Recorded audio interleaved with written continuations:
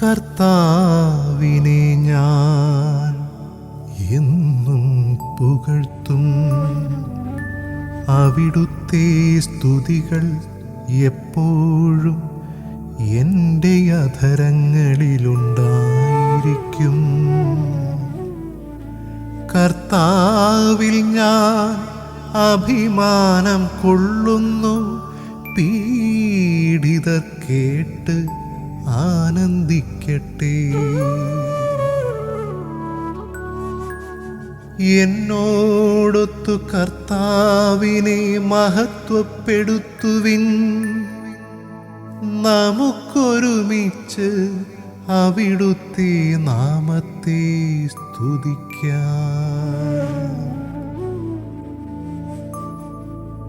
ഞാൻ കർത്താവിനെ തേടി, അവിടുന്ന് എനിക്കുത്തരമരുളി. സർവഭയങ്ങളിലും നിന്ന് അവിടുന്ന് എന്നെ മോചിപ്പിച്ചു. അവിടുത്തെ നോക്കിയവർ പ്രകാശിതരായി, അവർ ലജ്ജിതരാവുകയില്ല. ഈ എളിയവൻ നിലവിളിച്ചു, കർത്താവ് കേട്ടു. എല്ലാ കഷ്ടതകളിലും നിന്ന് അവനെ രക്ഷിക്കുകയും ചെയ്തു. കർത്താവിൻ്റെ ദൂതൻ ദൈവഭക്തരുടെ ചുറ്റും പാളയമടിച്ച് അവരെ രക്ഷിക്കുന്നു.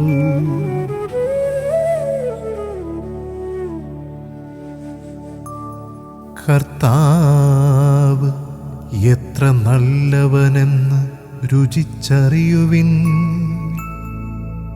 അവിടുത്തെ ആശ്രയിക്കുന്നവൻ ഭാഗ്യവാൻ.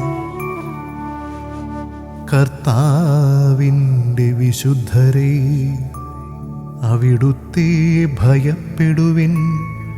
അവിടുത്തെ ഭയപ്പെടുന്നവർക്ക് ഒന്നിനും കുറവുണ്ടാവുകയില്ല.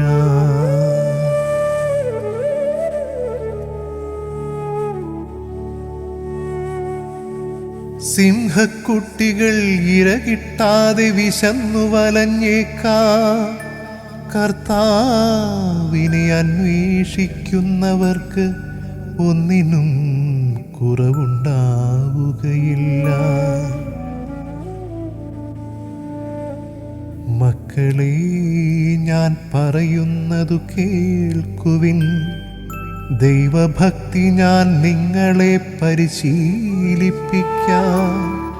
ജീവിതം ആഗ്രഹിക്കുകയും സന്തുഷ്ടമായ ദീർഘായുസ് അഭിലഷിക്കുകയും ചെയ്യുന്നുവോ?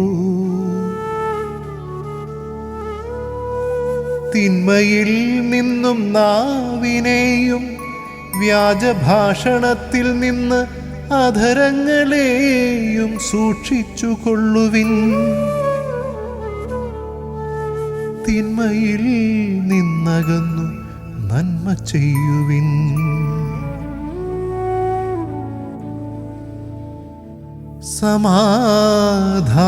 സമാധാനമന്വേഷിച്ച് അതിനെ പിന്തുടരുവിൻ.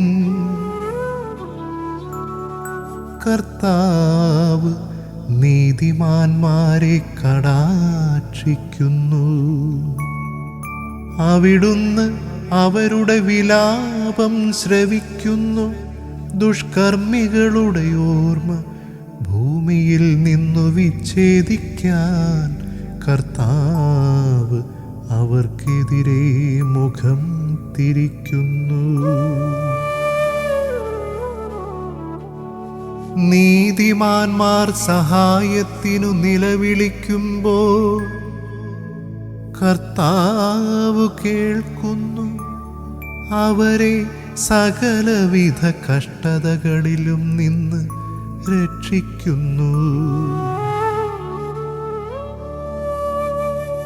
ഹൃദയം നുറുങ്ങിയവർക്ക് കർത്താവ് സമീപസ്ഥനാണ്. മനമുരുകിയവരെ അവിടുന്ന് രക്ഷിക്കുന്നു. നീതിമാന്റെ ക്ലേശങ്ങൾ അസംഖ്യമാണ്, അവയിൽ നിന്നെല്ലാം കർത്താവ് അവനെ മോചിപ്പിക്കുന്നു. അവന്റെ അസ്ഥികളെ കർത്താവ് കാത്തു സൂക്ഷിക്കുന്നു, അവയിലൊന്നുപോലും തകർക്കപ്പെടുകയില്ല. തിന്മ ദുഷ്ടരെ സംഹരിക്കും, നീതിമാന്മാരെ ദ്വേഷിക്കുന്നവർക്ക് ശിക്ഷാവിധിയുണ്ടാകും. കർത്താവ് തൻ്റെ ദാസരുടെ ജീവനെ രക്ഷിക്കുന്നു, അവിടുത്തെ ശരണം പ്രാപിക്കുന്നവർ ശിക്ഷയ്ക്കു വിധിക്കപ്പെടുകയില്ല.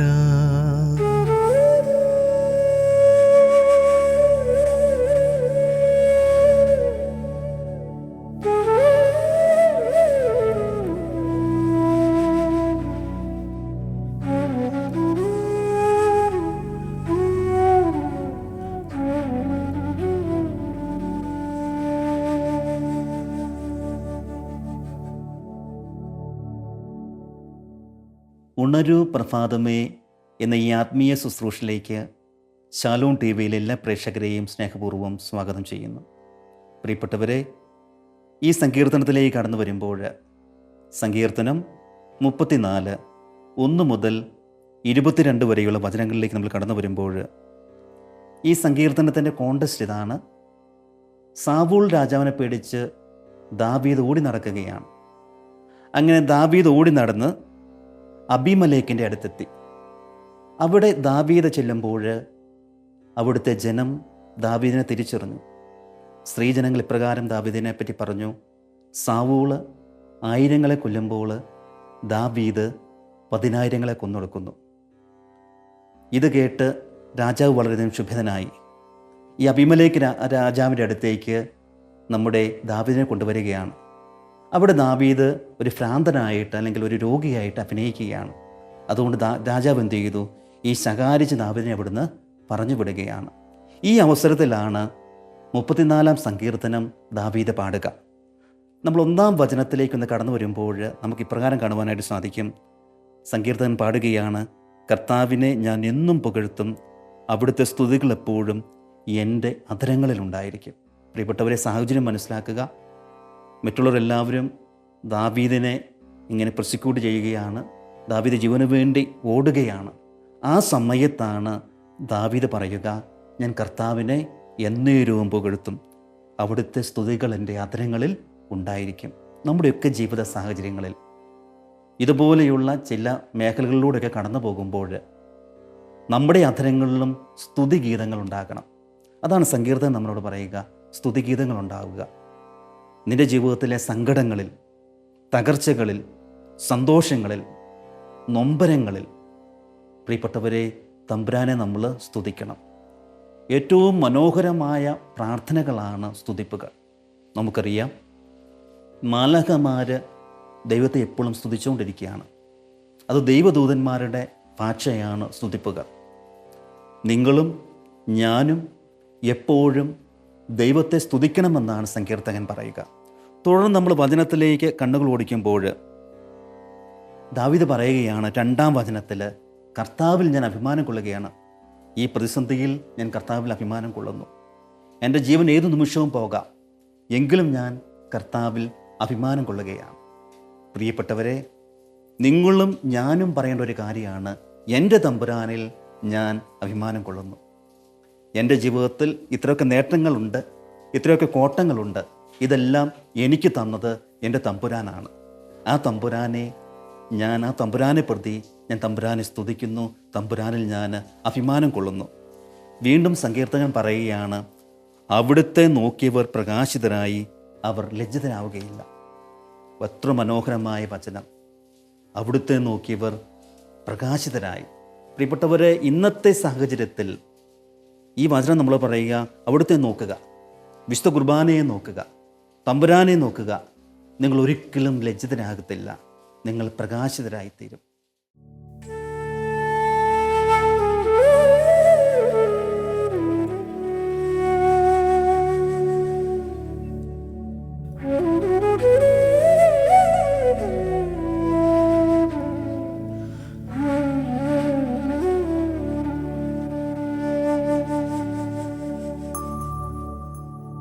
കർത്താവിനെ ഞാൻ എന്നും പുകഴ്ത്തും, അവിടുത്തെ സ്തുതികൾ എപ്പോഴും എൻ്റെ അധരങ്ങളിലുണ്ടായിരിക്കും.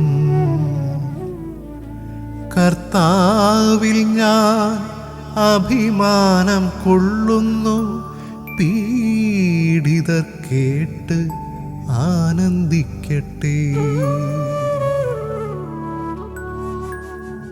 എന്നോടൊത്തു കർത്താവിനെ മഹത്വപ്പെടുത്തുവിൻ, നമുക്കൊരുമിച്ച് അവിടുത്തെ നാമത്തെ സ്തുതിക്കാം. ഞാൻ കർത്താവിനെ തേടി, അവിടുന്ന് എനിക്കുത്തരമരുളി. സർവഭയങ്ങളിലും നിന്ന് അവിടുന്ന് എന്നെ മോചിപ്പിച്ചു. പ്രിയപ്പെട്ടവരെ, അച്ഛൻ ഓർക്കുന്നു മദർ തെരേസായുടെ ജീവിതത്തിലെ ഒരനുഭവം. ഒരിക്കൽ മദർ തെരേസായുടെ ആസ്ഥാനത്തേക്ക് അമേരിക്കൻ അന്നത്തെ പ്രസിഡന്റിൻ്റെ സെക്രട്ടറി മദർ തെരേസയെ വിളിക്കുകയുണ്ടായി ഒരു പ്രഭാതത്തിൽ. ആ സമയത്ത് മദർ തെരേസ പ്രാർത്ഥനയിലായിരുന്നു, ആരാധനയിലായിരുന്നു, വിശുദ്ധ കുർബാന മുമ്പിലായിരുന്നു. ഉടനെ സെക്രട്ടറിയായ സിസ്റ്റർ അമേരിക്കൻ പ്രസിഡന്റിൻ്റെ സെക്രട്ടറിയോട് ഇപ്രകാരം പറഞ്ഞു, ഞങ്ങളുടെ മദർ ഇപ്പോൾ യൂണിവേഴ്സൽ പ്രസിഡന്റുമായിട്ട്, ഈ പ്രപഞ്ചത്തിൻ്റെ പ്രസിഡന്റുമായിട്ട് സംസാരിക്കുകയാണ്. പ്രിയപ്പെട്ടവരെ, ഉടനെ ഇപ്രകാരമാണ് സാക്ഷ്യപ്പെടുത്തുക. അതുവരെ വെയിറ്റ് ചെയ്തു. അതിനുശേഷമാണ് അമേരിക്കൻ പ്രസിഡന്റ് വീണ്ടും മദർ തെരേസയെ വിളിക്കുക. അത്ര വലിയൊരു പ്രാധാന്യം ഈശോയ്ക്ക് അല്ലെങ്കിൽ വിശുദ്ധ കുർബാനയ്ക്ക് മദർ കൊടുത്തിരുന്നു. വചനം പറയുകയാണ്, അവിടുത്തെ നോക്കിയവരെല്ലാം പ്രകാശിതരായി. മദർ അങ്ങനെ ഈശോയുടെ മുമ്പിൽ ഇരുന്നപ്പോൾ പ്രിയപ്പെട്ടവർ, നമുക്കറിയാം മദർ തെരേസ ദൈവം തൻ്റെ അഭിഷേകത്താൽ നിറച്ചു. മദർ പ്രകാശിതയായി. കൊൽക്കത്തയിലെ തെരുവീതികളിലൂടെയൊക്കെ നടന്ന് പല കാര്യങ്ങളും ചെയ്യാനായിട്ട് പറ്റി. ജീവിച്ചിരിക്കുമ്പോൾ തന്നെ ജനങ്ങൾ മദറിനെ വിളിച്ചു ജീവിച്ചിരിക്കുന്ന വിശുദ്ധയെന്ന്. പ്രിയപ്പെട്ടവരെ, നമുക്കും നമ്മുടെ ജീവിതങ്ങളിൽ അവിടുത്തെ നോക്കുന്നവരാകാം. അപ്പോൾ നമ്മളും പ്രകാശിതരായിട്ട് തരും. തമ്പുരാൻ്റെ പ്രകാശം, ചൈതന്യം, അരൂപി നമ്മളിൽ നിറയും. തുടർന്ന് നമ്മൾ വചനത്തിലേക്ക് കണ്ണുകൾ ഓടിക്കുമ്പോൾ വചനം പറയുകയാണ്, ദൈവഭക്തരുടെ അല്ലെങ്കിൽ ദൈവദൂതന്മാരുടെ ചുറ്റും അവിടുന്ന് പാളയം അടിച്ച് സംരക്ഷിക്കുന്നു. ഒരു ദൈവ പൈതലിനോട് തമ്പുരാൻ പറയുകയാണ്, നീ ഒരു ദൈവ പൈതലാണോ? നിന്റെ ചുറ്റും ഞാനിതാ പാളയം അടിച്ച് നിന്നെ കാത്തുകൊള്ളും. പ്രിയപ്പെട്ട സഹോദരി സഹോദരന്മാരെ, പ്രിയപ്പെട്ട ദൈവജനമേ, നമ്മൾ ഈ സത്യം മനസ്സിലാക്കുക.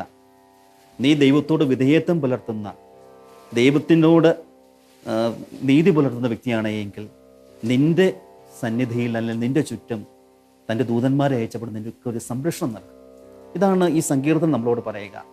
നമ്മൾ ഈ ലോകത്തിലേക്കൊന്ന് തിരിഞ്ഞു നോക്കുക.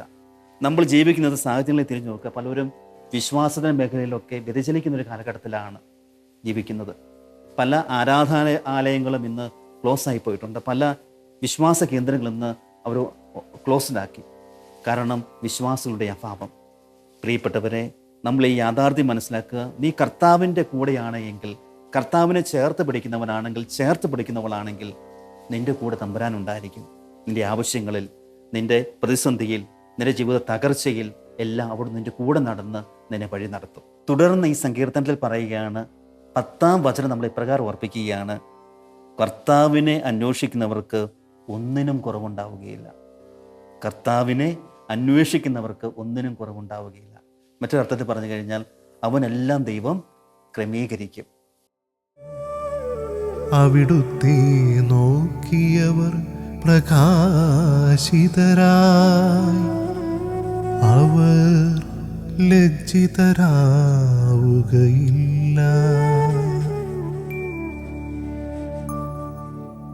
ഈ എളിയവൻ നിലവിളിച്ചു, കർത്താവു കേട്ടു. എല്ലാ കഷ്ടതകളിലും നിന്ന് അവനെ രക്ഷിക്കുകയും ചെയ്തു. കർത്താവിൻ്റെ ദൂതൻ ദൈവഭക്തരുടെ ചുറ്റും പാളയമടിച്ച് അവരെ രക്ഷിക്കുന്നു.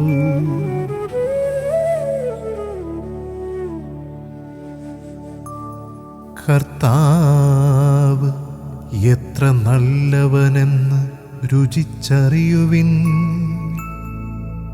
അവിടുത്തെ ആശ്രയിക്കുന്നവൻ ഭാഗ്യവാൻ.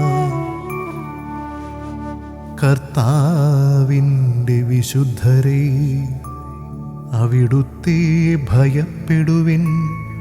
അവിടുത്തെ ഭയപ്പെടുന്നവർക്ക് ഒന്നിനും കുറവുണ്ടാവുകയില്ല.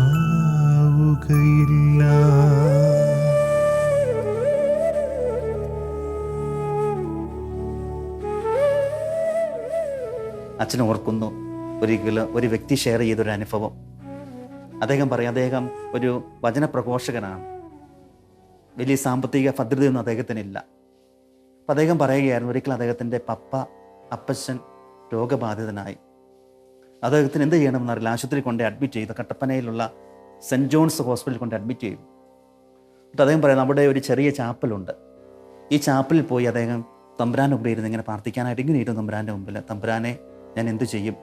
വളരെ വിഷമത്തോടു കൂടിയാണ് പ്രാർത്ഥിച്ചത്. ആരും എന്നെ സഹായിക്കാനില്ല, നീ മാത്രം.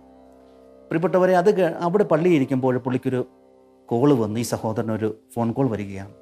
ഉടനെ ആരാധന ചാപ്പിൽ നിന്ന് പുറത്തിറങ്ങി അദ്ദേഹം ഈ കോൾ അറ്റൻഡ് ചെയ്യുമ്പോൾ മറുതലയ്ക്കൽ ഇദ്ദേഹത്തിൻ്റെ ഒരു സുഹൃത്താണ്. അദ്ദേഹം പറയുകയായിരുന്നു, ഞാൻ കുറച്ച് ദശാംശം വെച്ചിട്ടുണ്ട്.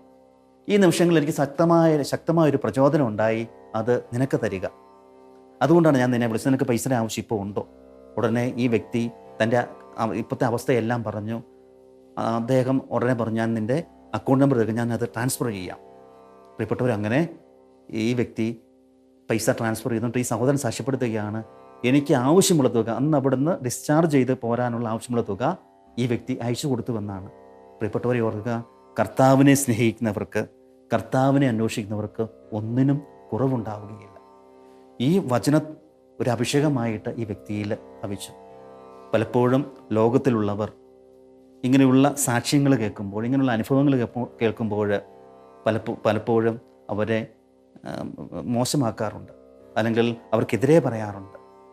എന്നാൽ നമ്മളൊരു സത്യം മനസ്സിലാക്കണം, ദൈവത്തിൻ്റെ സംരക്ഷണം എല്ലാവർക്കുമുണ്ട്. ദാവീദ് രാജാവിന് തമ്പുരാൻ്റെ ഒരു സംരക്ഷണം ഉണ്ടായിരുന്നതുപോലെ നിങ്ങൾക്കും എനിക്കും ദൈവത്തിൻ്റെ ഒരു സംരക്ഷണം ഉണ്ടാകും.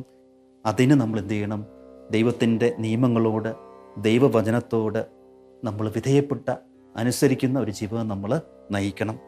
തുടർന്ന് വചനം പറയുകയാണ്, നമ്മൾ 18 വചനത്തിലേക്ക് കടന്നു വരുമ്പോൾ, ഹൃദയം നുറുങ്ങിയവർക്ക് കർത്താവ് സമീപസ്ഥനാണ്, മനമുരുകിയവരെ അവിടുന്ന് രക്ഷിക്കുന്നു.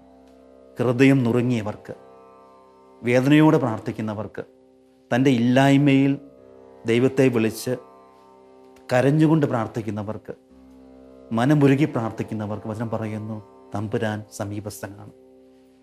പ്രിയപ്പെട്ട ദൈവ പൈതലെ, നിൻ്റെയും എൻ്റെയും ജീവിതത്തിൽ ഒത്തിരി മേഖലയിലൂടെ നമ്മൾ കടന്നു പോകുമ്പോൾ ഈ വചനം ഒന്ന് മനസ്സിൽ വെക്കണം. മനം ഒരുകിയവർക്ക് കർത്താവ് സമീപസ്ഥനാണ്. ഹൃദയം നുറുങ്ങി പ്രാർത്ഥിക്കുന്നവർക്ക് കർത്താവ് സമീപസ്ഥനാണ്. ഈ ലോകത്തിൻ്റെ മോഹങ്ങളും ഈ ലോകത്തിൻ്റെ താല്പര്യങ്ങളുമായിട്ട് നമ്മൾ മുന്നോട്ട് പോകുമ്പോൾ, പ്രിയപ്പെട്ട മകനെ, മകളെ ഒന്ന് ഓർക്കുക, നിനക്ക് വേണ്ടി കർത്താവ് കാത്തിരിക്കുന്നുണ്ട്. അച്ഛൻ ഓർക്കുന്നു, ചില വ്യക്തികളൊക്കെ പ്രാർത്ഥന സഹായം ചോദിക്കാറുണ്ട്. അച്ഛാ, IELTS പാസ്സാകാൻ വേണ്ടി പ്രാർത്ഥിക്കണം, അല്ലെങ്കിൽ OET പാസ്സാകാൻ വേണ്ടി, അല്ലെങ്കിൽ UK പോകാൻ വേണ്ടി. പ്രിയപ്പെട്ടവരെ, ആ സമയത്തൊക്കെ അവർക്ക് ഭയങ്കര വിശ്വാസമാണ്. ദൈവത്തിൻ്റെ സന്നിധിയിൽ ഭയങ്കര മുട്ടിപ്പായിട്ട് അവർ പ്രാർത്ഥിക്കുകയാണ്. എന്നാൽ ഒരിക്കൽ ആ കടമ്പ കഴിഞ്ഞാൽ ഞാൻ പലരോടും ചോദിക്കാറുണ്ട്, നീ പള്ളിയിൽ പോകാറുണ്ടോ? നീ കുർബാനയിൽ പങ്കെടുക്കാറുണ്ടോ? പലപ്പോഴും നോ എന്നായിരിക്കും. സമയമില്ല അച്ഛാ, തിരക്കാണ്, കുടുംബത്തിൻ്റെ കാര്യങ്ങൾ നോക്കാനൊന്നും ഇപ്പോൾ സമയം, അതുകൊണ്ട് എല്ലാം കൂടെ അഡ്ജസ്റ്റ് ചെയ്യാൻ ഞങ്ങൾക്കൊരു ബുദ്ധിമുട്ടുന്നതുകൊണ്ട് ഒഴിവാക്കുന്നത് അവരെന്താണ്? കുർബാനയാണ്, അവരുടെ പ്രാർത്ഥന ജീവിതങ്ങളാണ്.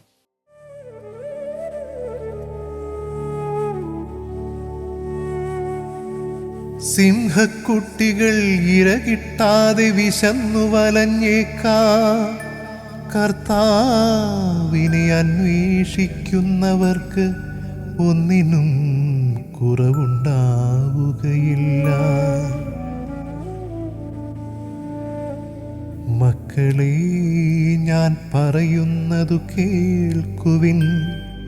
ദൈവഭക്തി ഞാൻ നിങ്ങളെ പരിശീലിപ്പിക്കാം. ജീവിതം ആഗ്രഹിക്കുകയും സന്തുഷ്ടമായ ദീർഘായുസ് അഭിലഷിക്കുകയും ചെയ്യുന്നുവോ?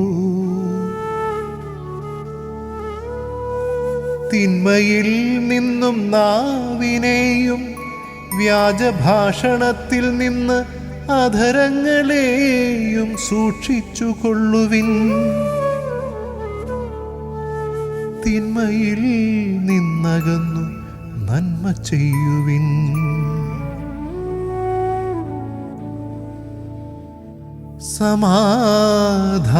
സമാധാനമന്വേഷിച്ച് അതിനെ പിന്തുടരുവിൻ.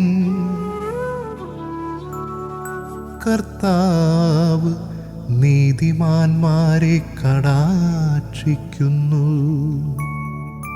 അവിടുന്ന് അവരുടെ വിലാപം ശ്രവിക്കുന്നു. ദുഷ്കർമ്മികളുടെ ഓർമ്മ ഭൂമിയിൽ നിന്നു വിച്ഛേദിക്കാൻ കർത്താവ് അവർക്കെതിരെ മുഖം തിരിക്കുന്നു.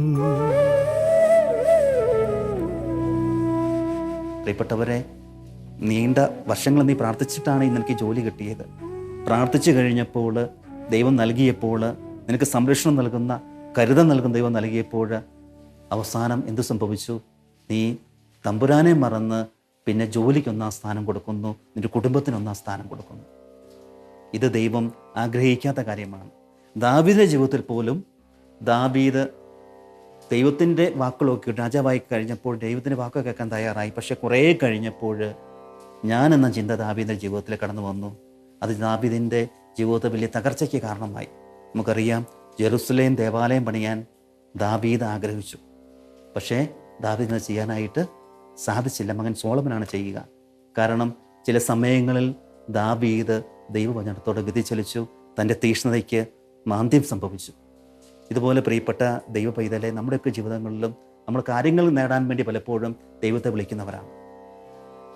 എന്നാൽ കാര്യം നേടിക്കഴിയുമ്പോൾ ദൈവത്തിൽ നമ്മൾ അകന്നു പോകുന്നവരാണ്. ഈ ഒരു സത്യം നമ്മൾ മനസ്സിലാക്കണം. നിന്നെ ദൈവം ഒരിക്കലും കൈവിടാൻ ആഗ്രഹിക്കുന്നില്ല. നിന്നെ ചേർത്ത് പിടിക്കാൻ ദൈവം ആഗ്രഹിക്കുന്നു. ചില വ്യക്തികളൊക്കെ ചിലപ്പോൾ അച്ഛനോട് പറയാറുണ്ട്, അച്ഛാ, ഞാൻ വർഷങ്ങൾ പ്രാർത്ഥിച്ചു, ഇതുവരെ എൻ്റെ കാര്യങ്ങളൊന്നും നടന്നിട്ടില്ല. ഇനി ഞാൻ പള്ളിയിൽ പോകുന്നില്ല, ഇനി പ്രാർത്ഥിക്കാൻ പോകുന്നില്ല, ജപമാല ചെല്ലുന്നില്ല. എനിക്ക് പറയുന്ന വ്യക്തികളൊക്കെ അച്ഛൻ കണ്ടിട്ടുണ്ട്. നീ പ്രാർത്ഥിക്കുന്നത് നിൻ്റെ ആത്മീയ വളർച്ചയെ, നിൻ്റെ ആത്മീയ ഉത്കർഷത്തിന് ഉതകുന്നതിനായിരിക്കണം. ഒരു ജോലിക്ക് വേണ്ടിയല്ല നീ പ്രാർത്ഥിക്കേണ്ടത്. ഒരു സാമ്പത്തിക ഉന്നതിക്ക് വേണ്ടിയല്ല നീ പ്രാർത്ഥിക്കേണ്ടത്. നീ പ്രാർത്ഥിക്കേണ്ടത് നിൻ്റെ ആത്മീയ വളർച്ചയ്ക്കാണ്. അതിന് പ്രൈമറി കൺസേൺ കൊടുക്കുമ്പോൾ സെക്കൻഡറിയായ മറ്റു കാര്യങ്ങൾ, നിൻ്റെ ജോലി തടസ്സങ്ങൾ, സാമ്പത്തിക പ്രശ്നങ്ങൾ, കടബാധ്യതകളൊക്കെ കർത്താവ് എടുത്തു മാറ്റും. പലപ്പോഴും നിരാശാജനകമായൊരു കാര്യം, ഇന്ന് നിങ്ങളും ഞാനും മെയിൻ കൺസേൺ കൊടുക്കുന്നത്, മെയിൻ പ്രാമുഖ്യം കൊടുക്കുന്നത് സെക്കൻഡറി ആയ കാര്യങ്ങൾക്കാണ്. നമ്മുടെ ആത്മീയ ജീവിതത്തിൻ്റെ ഉന്നതിക്ക് വേണ്ടിയല്ല. നിങ്ങൾ ഏത് സാക്ഷ്യങ്ങൾ എടുത്ത് കേട്ടു, വചന ശുശ്രൂഷയുടെ സാക്ഷ്യങ്ങൾ അല്ലെങ്കിൽ പ്രയർ സെൻറ്റേഴ്സിൻ്റെ സാക്ഷ്യങ്ങൾ എടുത്ത് കേട്ടു, അവിടെ എല്ലാം ജനം മുൻതൂക്കം കൊടുക്കുക, എൻ്റെ ജോലി മാറി, ആ ജോലി തടസ്സം മാറി, എൻ്റെ വിസാദർശം കർത്താവ് എടുത്തു മാറ്റി. അച്ഛൻ ചുരുക്കമായിട്ട് കേട്ടിട്ടുള്ളൂ, എൻ്റെ ആത്മീയ മണ്ഡലങ്ങളിലുള്ള ചില തടസ്സങ്ങൾ കർത്താവ് എടുത്തു മാറ്റി. പ്രിയപ്പെട്ട മകനെ, നീ ഒന്നാമതായിട്ട് സെൻറ്റർ ചെയ്യേണ്ടത്, പോയിൻ്റ് ചെയ്യേണ്ടത്, ലക്ഷ്യം വയ്ക്കേണ്ടത് നിൻ്റെ ആത്മീയ വളർച്ചയാണ്. അല്ലെങ്കിൽ ദാവീദ് രാജാവിൻ്റെ ജീവിതത്തിൽ വന്നതുപോലെ, അല്ലെങ്കിൽ സാവൂളിൻ്റെ ജീവിതത്തിൽ വന്നതുപോലെയുള്ള തകർച്ചകൾ നിൻ്റെയും എൻ്റെയും ജീവിതത്തിൽ വരുവാനുള്ള സാധ്യത കൂടുതലാണ്. അതുകൊണ്ട് പ്രിയപ്പെട്ട സഹോദരങ്ങളെ, നിനക്കും എനിക്കും കർത്താവിൻ്റെ സംരക്ഷണമുണ്ട്. ആ ഒരു ബോധ്യത്തോടു കൂടി തമ്പുരാനെ എപ്പോഴും സ്തുതിക്കുക, തമ്പുരാൻ്റെ നാമത്തിന് മഹത്വം കൊടുക്കുക. സങ്കീർത്തനൻ കൊടുത്തതുപോലെ, ദാവീദ് കൊടുത്തതുപോലെ ജീവിതത്തിലെ എല്ലാ അവസ്ഥകളിലും, ദുഃഖങ്ങളിലും സന്തോഷങ്ങളിലും വിലാപങ്ങളിലൊക്കെ തമ്പുരാന് മഹത്വം കൊടുക്കുക. അത് വലിയൊരു അനുഗ്രഹമായിട്ട്, ഇരട്ടി അഭിഷേകമായിട്ട് നിങ്ങളിലേക്കും എന്നിലേക്കും അത് തിരിച്ചു വരും. ഈ ഒരു ബോധ്യം നമുക്കുണ്ടാകണം. അതുകൊണ്ട് വരുന്ന എല്ലാ മേഖലകളെയും ഏറ്റവും സന്തോഷത്തോടെ സ്വീകരിക്കുക. അത് ദൈവത്തിൻ്റെ പ്ലാനാണ് എന്ന ബോധത്തോടു കൂടി അതിന് ഉൾക്കൊള്ളുക. അത് ദൈവസന്നിധിയിലേക്ക് സന്തോഷത്തോടെ അതിനെ സമർപ്പിക്കുക. അങ്ങനെ സമർപ്പിക്കുമ്പോൾ നിൻ്റെ എല്ലാ വേദനകളെയും കർത്താവ് ഏറ്റെടുത്ത് അതിനെ വിശുദ്ധീകരിക്കും. നിൻ്റെ സന്തോഷങ്ങളെ തമ്പുരാൻ ഏറ്റെടുത്ത് അതിനെ വിശുദ്ധീകരിക്കും. അതുകൊണ്ട് ഒരിക്കലും അമിത സന്തോഷത്തിലേക്കോ, ജീവിതത്തിലൊരു വിജയമുണ്ടാകുമ്പോൾ അമിത സന്തോഷത്തിലേക്കോ, ഒരു പരാജയം ഉണ്ടാകുമ്പോൾ അമിത ദുഃഖത്തിലേക്കോ നിങ്ങൾ പോകരുത്. പകരം ഇതെല്ലാം തമ്പുരാൻ്റെ ദാനമാണെന്ന ബോധ്യത്തോടു കൂടി തമ്പുരാന് മഹത്വവും തമ്പുരാന് സ്തുതിയും കൊടുക്കുക. ദൈവം നമ്മളെ സമൃദ്ധമായിട്ട് അനുഗ്രഹിക്കട്ടെ. നീതിമാന്മാർ സഹായത്തിനു നിലവിളിക്കുമ്പോൾ കർത്താവ് കേൾക്കുന്നു. അവരെ സകലവിധ കഷ്ടതകളിലും നിന്ന് രക്ഷിക്കുന്നു. ഹൃദയം നുറുങ്ങിയവർക്ക് കർത്താവ് സമീപസ്ഥനാണ്. മനമുരുകിയവരെ അവിടുന്ന് രക്ഷിക്കുന്നു. നീതിമാന്റെ ക്ലേശങ്ങൾ അസംഖ്യമാണ്. അവയിൽ നിന്നെല്ലാം കർത്താവ് അവനെ മോചിപ്പിക്കുന്നു. അവൻ്റെ അസ്ഥികളെ കർത്താവ് കാത്തു സൂക്ഷിക്കുന്നു. അവയിലൊന്നുപോലും തകർക്കപ്പെടുകയില്ല. തിന്മ ദുഷ്ടരെ സംഹരിക്കും. നീതിമാന്മാരെ ദ്വേഷിക്കുന്നവർക്ക് ശിക്ഷാവിധിയുണ്ടാകും. കർത്താവ് തൻ്റെ ദാസരുടെ ജീവനെ രക്ഷിക്കുന്നു. അവിടുത്തെ ശരണം പ്രാപിക്കുന്നവർ ശിക്ഷയ്ക്കു വിധിക്കപ്പെടുകയില്ല.